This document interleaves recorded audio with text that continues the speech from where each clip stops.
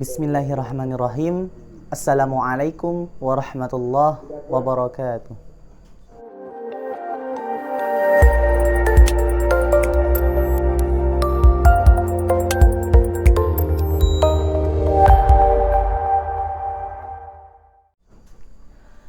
Alhamdulillah, alhamdulillahi rabbil alamin, wal aqibatu lil muttaqin, fala udwana illa 'alal zalimin.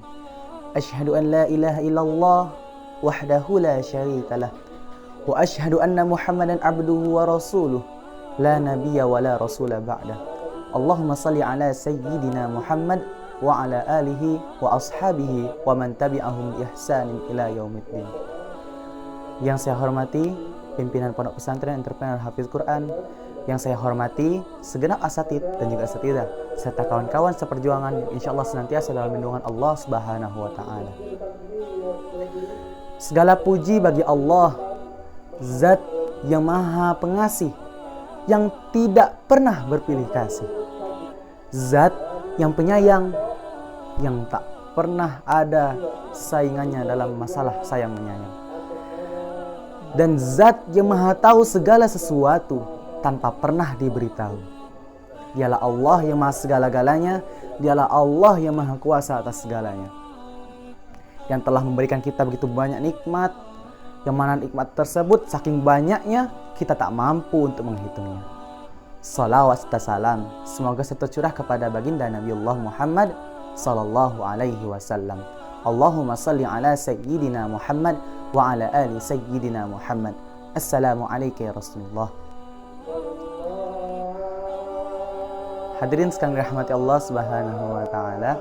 Allah Subhanahu wa taala pernah berfirman dalam Al-Qur'an surah Al-Baqarah yang berbunyi, "Wa minan nasi man yashri nafsahu batigha'a maradatillah wallahu ra'ufum bil ibad."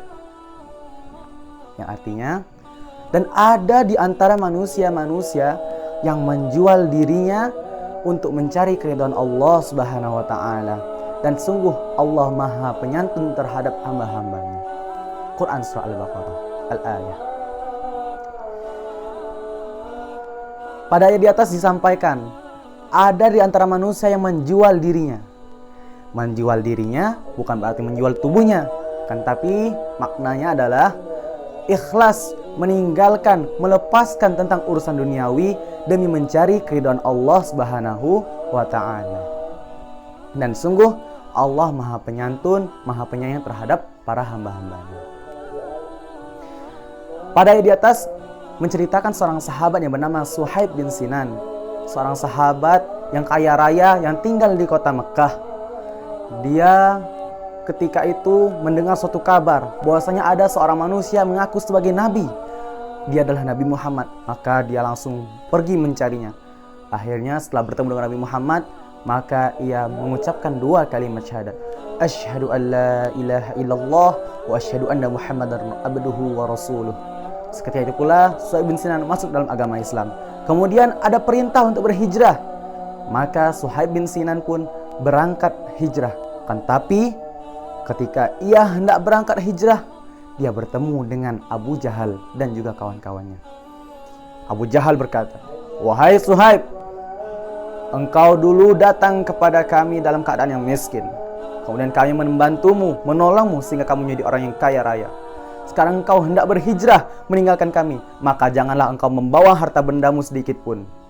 Kan tapi jika kamu masih hendak bersama kami tetap tinggal di kota Mekah, maka hartamu tetap menjadi milikmu."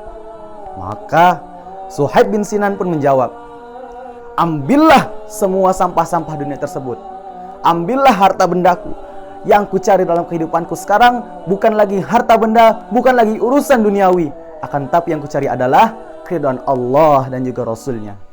Subhanallah. Seorang sahabat meninggalkan harta bendanya demi mengharapkan ridha Allah dan Rasulnya. Berangkat Suhaib bin Sinan sampai di tempat yang ia tuju, untuk berhijrah. Maka dia pun menjadi orang yang miskin. Kan tapi ingat, saudara sekalian rahmat Allah, sahabat surga yang saya cintai, Allah tidak pernah mengecewakan seorang hambanya yang hendak berubah menjadi lebih baik. Maka Allah menggantikan harta-harta yang Suhaib tinggalkan di Mekah menjadi lebih banyak, menjadi lebih berlimpah. Itulah suatu bukti kecil bahwasanya Allah tidak pernah mengecewakan hambanya yang ketika hendak berubah menjadi lebih baik, berpindah, berhijrah menuju tempat yang lebih baik. Hadirin sekalian rahmat Allah Subhanahu wa taala. Pasti pernah terbesit dalam pemikiran kita, apakah kita masih pantas untuk berhijrah, berubah menjadi lebih baik atau bertobat? Jawabannya masih bisa. Karena walaupun setinggi gunung, walaupun seluas lautan, ataupun sebanyak buih-buih yang ada di lautan, masih kalah dosa kita tersebut dengan luasnya ampunan Allah, besarnya keagungan Allah, besarnya ampunan Allah Subhanahu wa ta'ala. Dan Allah juga pernah menyampaikan dalam hadis Nabi, atau yang sering kita dengar dengan hadis qudsi, Allah mengatakan, bahwasanya aku tergantung prasangka hambaku, dan aku selalu bersama hambaku dalam keadaan mengingatku. Kemudian di lanjutan hadis tersebut Allah mengatakan, aku akan mengingat seorang hambaku ketika ia mengingatku dalam dirinya.